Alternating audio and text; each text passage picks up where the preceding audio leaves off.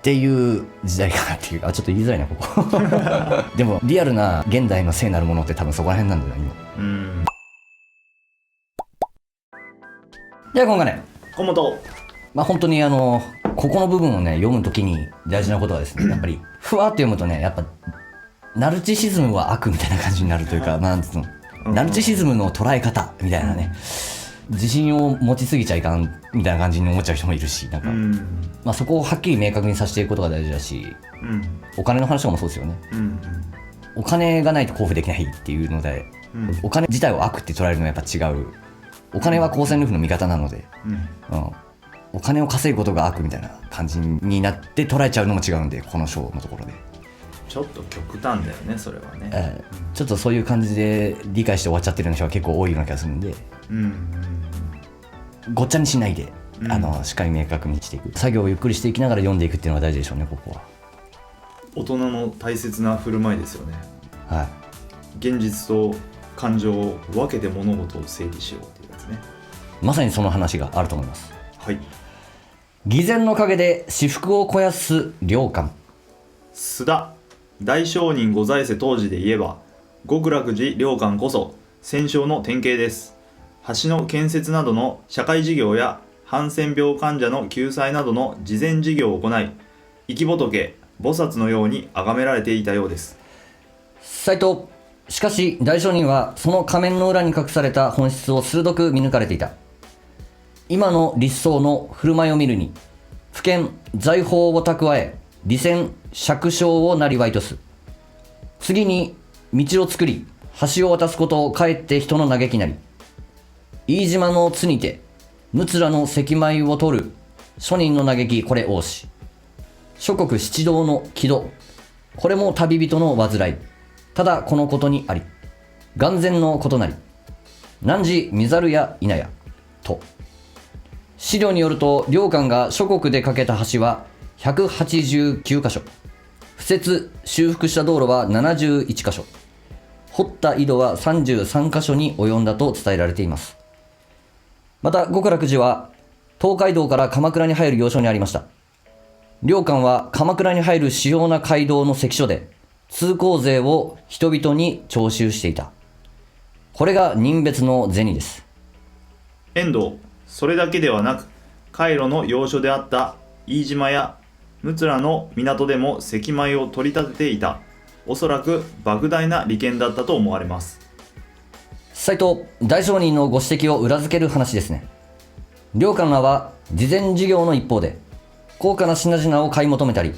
財宝を蓄えて金貸しを営んでいた。通行税や土木事業で利益を得ていたのでしょう。この通行税の徴収がどれほど庶民を苦しめていたかを大商人は厳しく指摘されています。遠藤、実際中世の関所に関する研究によると、当時の関所が庶民の生活を圧迫していたことは事実のようです。そのために後の15世紀ですが、土民一揆が起きたことさえありました。池田、いずれにしても次回第一の姿には程遠いね。当時の鎌倉の様子を伝えるものとして、都の宮中の女性が綴った日記の問わず語りがある。ここに著者が諸国遍歴の旅に出て鎌倉を訪れた印象を綴っている箇所がある。大商人ご入滅後の時ですが、当時良寛は73歳で世間的に最盛期にあった頃です。彼女は京都から鎌倉に来てみると、鎌倉の狭苦しい生活ぶりをわびしく感じたという。ところが極楽寺に入ると、僧侶の振る舞いに都の風情を感じ、懐かしく思ったと記している。斉藤、極楽寺の僧侶が貧しい市井の庶民とかけ離れた優雅な生活をしていたという事実が想像できますね。池田、そう、大商人は良寛の姿について、身には三年を川のごとく放つことなしと仰せです。質素そうな振る舞いを見せている。しかしこれは世間向けのポーズに過ぎない。実際は権力と癒着して関所での戦果の徴収権といった利権を握り、民衆を苦しめていた。まさに利用に頓着する姿そのものです。戦勝増上マンの実態です。また本来僧侶の衣は民衆のために働く作業服です。それが権威の衣となっては転倒です。須田、医師の白衣、弁護士や政治家のバッジなども権威の衣となり、権威のバッジとなる点灯が見られますね。ハロー効果ってやつですね。ハロハロー効果っていう権威の象徴ね。人はそれをなんかこう白衣を身につけてるだけでなんかこう別に中が先生じゃなくてもそれっぽく感じてははーってなっちゃう。スーツを着てるとそれっぽく見えるっていうか、もうそういう生き物らしいですね。不思議だけど衣服には力がありましてってことですよね。見た目には相当力があるんでしょうね。まあ安心感を与えるという意味ではそれもまた必要なこともあると思うけど、それを悪用するっていうことですよね。確かにどんだけうまい料理出してきても小汚ねえおっちゃんが厨房から出てきたら嫌だもんね。まあそういうふうに思っちゃう生き物っていうのはあるでしょうし、まあ、それを凌駕するかどうかっていう、まあ、そこは個性によってくる人によるかもしれんけど、これを見抜くのはしないよ。見た目にその上で見破られるかってことですよね。そうね。なんとなく葬式とかで今朝来た坊さんが入ってきたりするとなんかみんなピシってなっちゃうよ。そうっすよね。確かにスンってなりますよね。今朝来てお経を読んでる、まあ、それにお金を払うって、そこに価値を感じてるわけでしょ。もうそういうもんなんでしょうね。そういう民衆の今の宗教への知識の度合いなんで、実際には誰がお経を読んだって工藤が一緒なんですよ。まあそうだろうね。だけどそういうふうに思わせる作戦にはまってるわけですよ。僧侶が読むから効果があるみたいなさ、でも大聖人は言ってますからな、民衆が言ってるんですよ。手紙で大聖人に聞いて、私たちが読む題目と僧侶方が読む題目には功徳は違いはありますかみたいな、全く同じですっていう返事が来てるんで、関係ないんですよ。だからまあでもそういう格好してた方が聞く体制になってくれるっていうのはありますよね、話。そうね。やっぱ大事よ、身なりっていうのも。その衣服の力っていうものも、それは幸福のために利用していくっていうことは大事だと思うね。そう、いい方向に使うっていうのは大事だし、いい印象、安心感を与えるっていう意味ではすごい大事なポイントだけど、それだけじゃダメだよってことね。それを悪用する人もいるので、それを見抜かないといけないよねっていう話なんですよね、ここは。そうだね。いきましょうか。はい。遠藤良寛が本性をむき出しにしてきたのは文永8年の9の勝負で大商人に敗れてからです。ちょっと一旦この間にもう一回話したい。結局だから良寛がいろんな橋とか建てたり公共事業された、でみんなありがたがってるっていう感じだけど、結局は民衆に徴収したお金で作ってるようなもんだってことだよね、実質は。結局徴収したお金で社会事業してるんだったらそれは民衆のお金じゃないかって話なわけだ、だけど、まあ、歴史的には良寛が全部自分のお金でやったみたいな感じに思ってるってことだよね。だから仰がれてる、でも結局は公共事業と一緒やん。公共事業だね、税金でやったようなもんであって、だけど仰がれているってことですな、生き仏の。でそれを日蓮大聖人鋭く追求していたので、だから良寛としては煙たかったっていう話ですよね。煙たかったというか迫害したんですけど、もう政治の話じゃないですか、ここまで来ると。そうだね。政治家とつながって、幕府とつながってもう完全に政治家というか、ね、役所みたいなことやってるんだからな。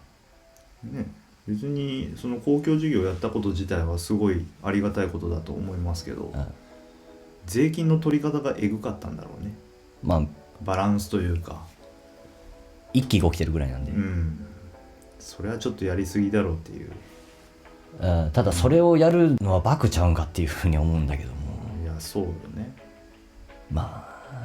当時の社会状況もいろいろあると思うけど、どっちにしろまあ徴収の仕方が国民からは不評だったってことですよね。遠藤良寛が本性をむき出しにしてきたのは文永8年1271年の9の勝負で大商人に敗れてからです。斉藤良寛が敗れた場合は大商人の弟子になるという約束でしたが、良寛は約束を守るどころか影に回って大商人迫害の裏工作を図っていくのです。9の勝負って知ってますか？いや、わかんないです。まあ昔ならではですけど、もう今じゃねもう考えられないような話だけども、こう雨が降るのを祈って、雨を降らした方が勝ちみたいな感じの勝負、これに負けたら、弟子になる、お互いのどっちかのみたいな感じの勝負するんで。雨乞い勝負。そういうことをやってたと。何日以内に俺今から雨乞いすっから。なんかそういう勝負、昔ならでですよね。なるほど。それで領冠の時は全然降らなかった、大商人の時は雨降ってと、そういう事実があったっていう話ですね。それで約束しましたよねっていう、自分の弟子になる、大商人の弟子になるって話だったけど、もう完全に無視して、で権力者とつながって、あれを迫害するためにどうしたらいいのかっていう、裏工作を図っていくと。最低やな。そういう歴史の事実があった遠藤、まず手始めに上皇名字の僧行敏に大商人と放論させようとしました。これに対して大商人が、私的な放論ではなく正式な公条対決にすべきであると主張されると、領官らは行敏の名で大商人を誹謗する訴状を問中所、裁判所に提出させます。大商人はこれが領官の企みであることを見抜かれて、領官が諸国の守護や持統らに、日蓮とその弟子らは阿弥陀仏を火に入れたり水に流したりしていると讒言し、首を切れ、所領を追い出せといったことを指摘されています。嘘を広めて迫害させるという手口です。斎藤頼元陳情によると、領官らが大商人を死罪にせよと訴状まで提出し、その動かぬ証拠を大商人は手に入れておられたようです。迫害というか殺そうとしとったってことだよね。えぐいな。昔はもう首を切れっていう、いう世界だったっていう。怖っ。池田領官は自戒第一と謳われ、殺生禁断を人々に説いていた。いわば虫も殺さぬはずの人間が大商人を殺すように訴えていた張本人だった。これが生き仏の実態だったのです。斎藤領官の場合、当時ほとんどの人は戦勝の正体を見破れませんでした。今でさえ領官はどちらかというと尊敬されています。まして鎌倉時代の人たちにとってみれば、あんなに素晴らしい領官様のことを足ざまに罵る日蓮坊は許せないということになったのでしょう。あるあるですし、なんか今でも通じる話です、その辺も。遠藤、そうですね。本当は何が正しいのかという探求ではなくて、単なるイメージに動かされる。現代のマスコミの多くも哲学がないから情報はただの商品となる。売れるためには人々の興味を引けば何でもよいという姿勢です。斎藤、結局民衆が賢くなるしかない。戦勝増上マンが思い通りにできない世の中を民衆が作るしかありません。これですからね。そうね、ほんとそれ。池田、いつの時代にも多くの人にとって犯しがたいタブーがあるものです。権威とも言ってよい。その仮面の陰に隠れるのが戦勝なのです。その権威は宗教とは限らない。時と場所によって変わるでしょう。それに伴って戦勝増上マンの現れ方は変わりますが、方程式は同じです。常にその社会の聖なるものを利用して法華経の行者を迫害するのです。遠藤、現代の戦勝について戸田先生はこう言われています。世間の人々に指導者として信頼される学者及び評論家、文学者及び世の指導機関たる一流の日刊新聞の論説などが、その利益及び感情等のために官憲らと結んで下手仏法とその公選ルフへの活動に強く攻撃を加える時が現れるとすれば、第三類の合的出現と断ずることができるであろうと。斉藤、確かに現代においては聖なるものはいわゆる宗教とは限りません。トインビー博士は17世紀におけるキリスト教の後退によって西洋に生じた空白は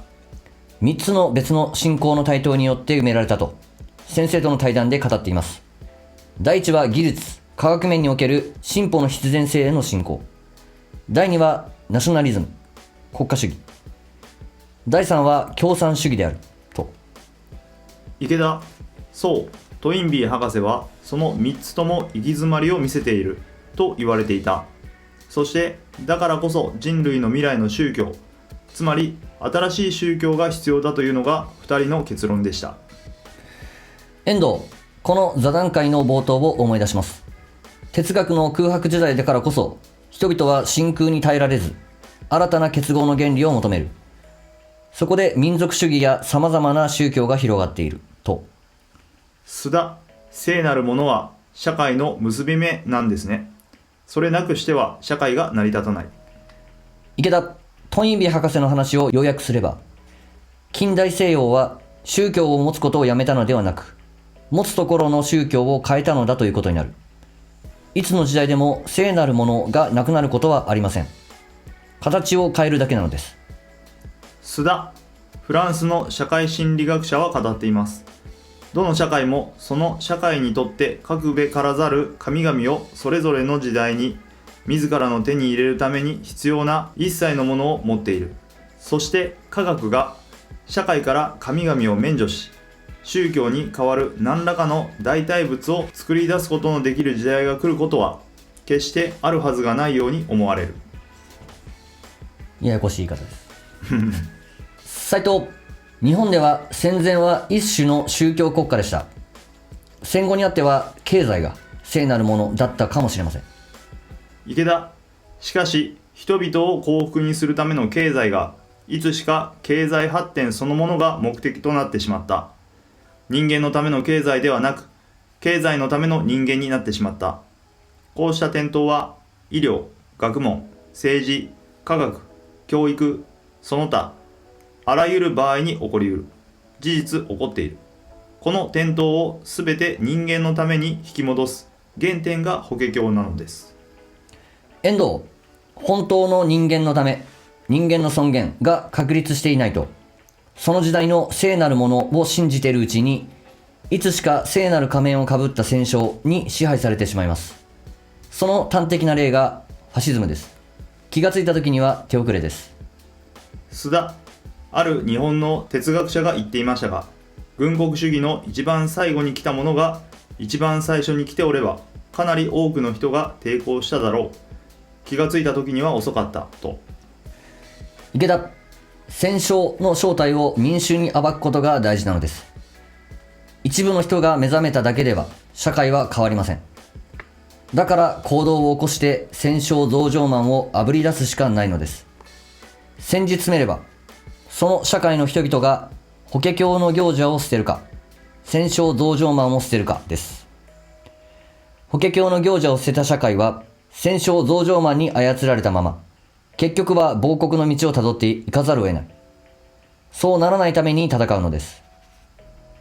三類の豪敵との戦いは即立正安国の戦いなのです。はい。法華経の行者を捨てるか、戦勝増上慢を捨てるか、選ぶのはあなた次第違ういや、そういう世界やっぱりトレンドみたいなのがありますから、まあまあまあまあ、トレンドみたいなのを信じたがる、まあ本当に大きい意味で言えば中世ヨーロッパはもう完全に神中心で進んでいったけど、それで民衆が苦しむことになっちゃって、免罪符とかでそれでいや、その抽象的なものより、もう科学の発展の方が民衆を幸せにするってなって、科学振興になって、で科学がバー広がってきたけど、科学は突き詰めた結果大量殺戮兵器みたいなのも出来上がって、で人類が滅亡しかけるという科学振興だけでは行き詰まったんだと、科学が発展しても国民は幸せになれなかったみたいなこと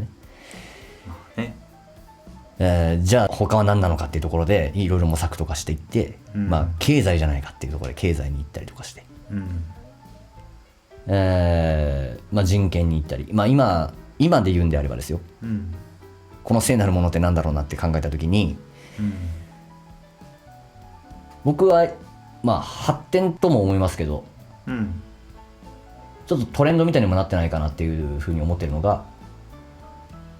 まあ、LGBT とかの話になってくるのかなと。LGBTQ BTQ ほうほだからそれはもともとは人権じゃないですか。あらゆる人が平等に生きられる、差別のない社会を作るために。ううんただそれを否定したら社会的に抹殺されるような流れになっていくっていうのは、それはもうそういう人たちが正義みたいになっちゃうというか、なんつうのかな、そうね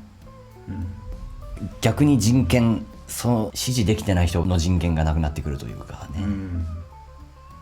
難しいよねあれも。 LGBTQ 教になっちゃいかんっていうのもありますからね。まあやたらと今よく聞きますけど、何を今更っていう感じでしょうね。そこになってくるとまたおかしな方向になってくるんで、もともとは、人間のための発想ですよね、これは。そういう人たちの人権が脅かされていたっていう事実だから、人間のために出た発想であって、それがちょっとそれが原因で社会的抹殺されたみたいな人たちがいたりする現状もなんかモヤモヤしてるところもあってっていう、っていう時代かなっていう。ちょっと言いづらいなここでもリアルな現代の聖なるものって多分そこら辺なんだよな今。いや大事ですよ、大事ですよ。確かに大事だけども、視点が極端すぎるというか、なんだろうな、その X とか見ててもそういうことが起こったとするじゃないですか。正しいか正しくないか、二元論っていうか、なんつうんだろう、それこそ中道精神が全くないというか、そういう風なやり取りが多い気がして、なんか見てて辛いですよね。現代の聖なるものっていうのは意外とそういう X とかにあったりするみたいな感じですか。 X はドロッドロですよね。で極端にならないように中道の精神が大事で、そこを解いてるのが法華経だからさっていう。もうちょっとフェアになればいいのになって思うんですけどね。顔出しで頑張ってる人たちがちょっとボロを出すと、全くもって顔も出してない、どこの馬の骨かわからんような人たちがボロクソにその人を叩きに行くって、フェアじゃないよねそれって僕はいつも思っちゃうんですけど。どうフェアにしていくのか。民衆一人一人が賢くなきゃ無理だよね。まずは我々が法華経を学び、発信していく、これが我々のできるまず一歩かなと。できることの一つでしょうね。やれることをコツコツやっていく。はい、大事。頑張ろ雑うお疲れ。おつもと